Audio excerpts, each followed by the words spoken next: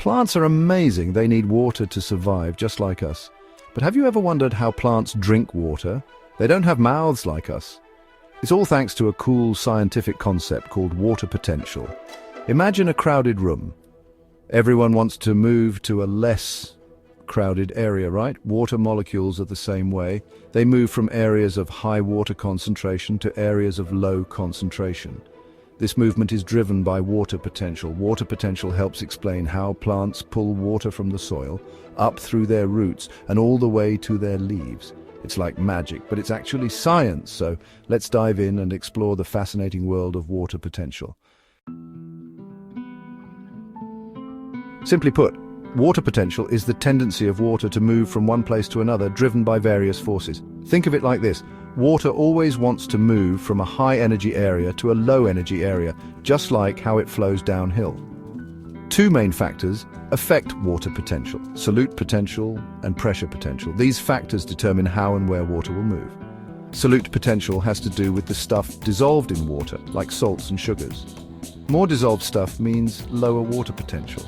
This is because the dissolved particles attract water molecules, reducing their free energy. It's like adding salt to water. The water molecules have less energy to move around freely, making it harder for them to move to other areas. Pressure potential is the pressure exerted on water, which can come from various sources like gravity or physical pressure. Higher pressure means higher water potential. This is because the pressure gives the water more energy to move. Imagine squeezing a water balloon. The water inside is under pressure and wants to escape. This is similar to how pressure potential works. These two forces, solute potential and pressure potential, work together to determine the overall water potential of a system, like a plant cell or the soil. Understanding this helps us grasp how water moves in nature.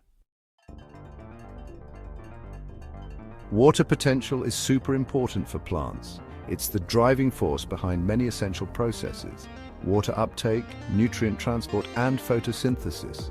Plants absorb water from the soil because the water potential in the soil is higher than in the roots. Water carries essential nutrients from the roots to the rest of the plant. And water is a key ingredient in photosynthesis, the process plants use to make food. Without the right water potential, plants wouldn't be able to survive.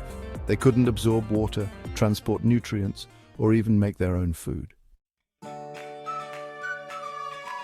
Section 4. Measuring water potential, a potato experiment. We can actually measure water potential with a simple experiment using potatoes.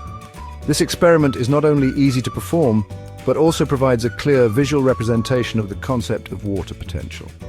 Here's how.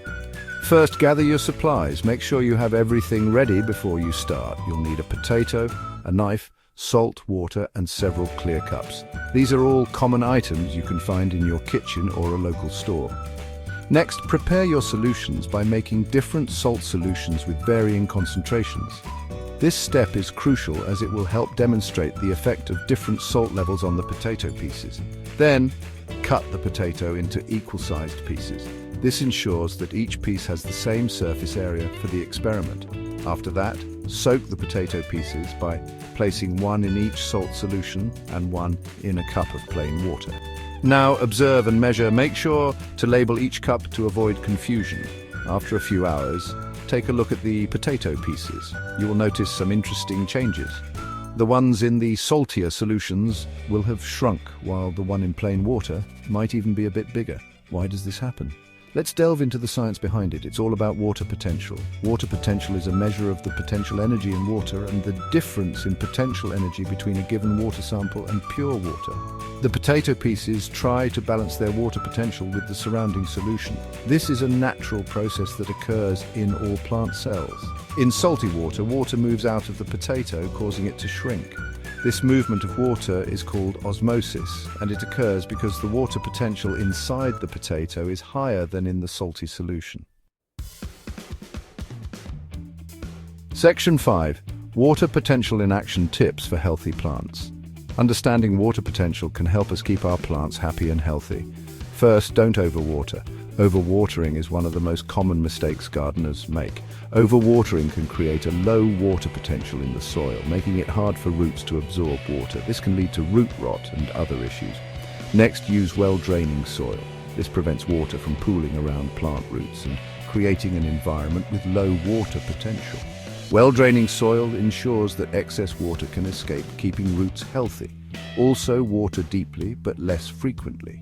This method mimics natural rainfall patterns and is more beneficial for plants. This encourages roots to grow deeper, where they can access water more easily. Deep roots are more resilient and can better withstand drought conditions. By paying attention to water potential, we can help our plants thrive. Healthy plants are not only beautiful, but also contribute to a healthier environment.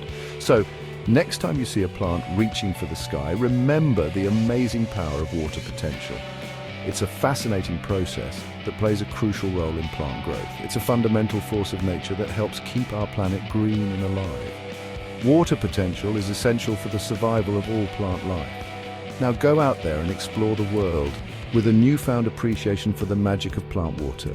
Share this knowledge with others and help create a greener world.